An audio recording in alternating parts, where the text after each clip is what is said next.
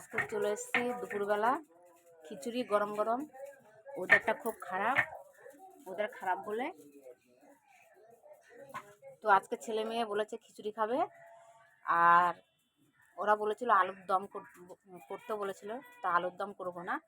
তো আজকে খিচুড়ি আর আলু পটলের তরকারি হবে। দেখো পটল কেটে রেখে দিয়েছি, আলু কেটে রেখে দিয়েছি, আর যে হলুদ টাইপের যেটা আছে ওটা কুমড়ো ভাজা হবে। খিচুড়ি হয়ে এসছে, প্রায় খিচুড়ি হয়ে গেছে, কিছুক্ষণ পর ঘি দিয়ে নামাবো। আর ওইদিকে দেখো আমার যা রান্না করছে,